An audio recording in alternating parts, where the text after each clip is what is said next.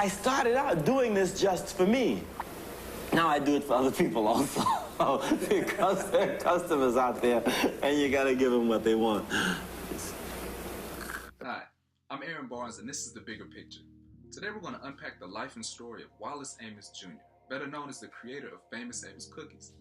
Wally was born in Tallahassee, Florida, back when Jesse Owens dominated track and field events at the Berlin Olympics in 1936. After his parents' divorce, he moved to New York City, where he lived with an aunt who inspired his interest in the culinary arts. But it would be years before Wally would become famous for his cookies. In fact, Wally had many different careers before returning to his passion for baking. After dropping out of high school, he started with a brief career in the U.S. Air Force. And post the military, he worked his way up from the mailroom to become the first black entertainment agent at William Morris. Wally's infectious personality and natural showmanship won him contracts with acts such as the Supremes, Marvin Gaye, and Simon & Garfunkel. He took his talents to Los Angeles, where he attempted to start his own management company. But while the company struggled to grow, he found himself seeking the comfort of his baking and his chocolate chip cookies. Eventually, he traded in his sports coat for an apron full-time.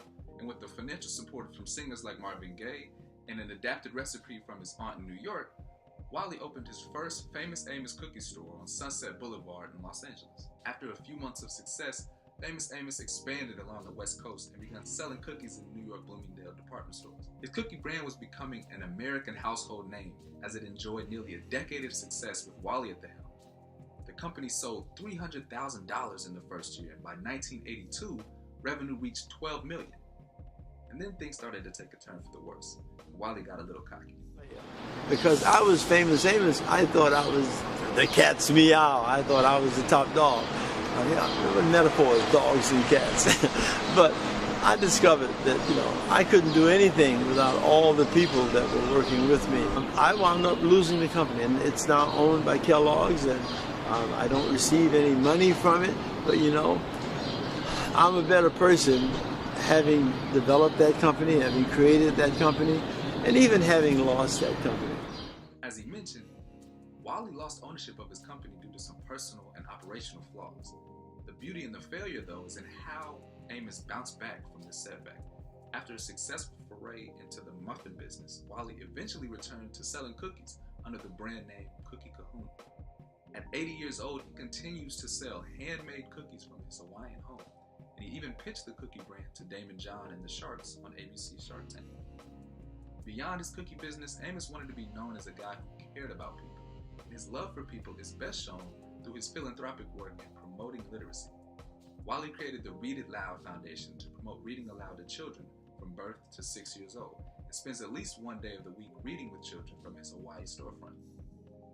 In addition, Wally is the author of 10 motivational and inspirational books that chronicle the ups and downs of his entrepreneurial journey.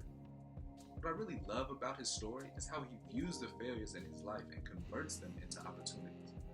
As I mentioned before, he lost ownership of his original Famous Amos brand, but took the knowledge and his love for baking into a successful muffin business. Some people would even say that not graduating high school makes him a failure, but he dedicates his life to promoting literacy to children. In all of this, Wally Amos is honest and open about his personal shortcomings in business, so others might learn from his mistakes. And he does it all with that signature smile that the country grew to love. In these ways, the famous Wally Amos helps us see the bigger picture. Thanks for watching. We call it cause marketing, tying our image, tying our resources in to help a worthwhile charity, which in this case is reading. The Famous Amos Chocolate Chip Cookie Company started in 1975 and had the first exclusive chocolate chip cookie store in the world. From that cookie store, a whole industry has been born. This is something that Wally started.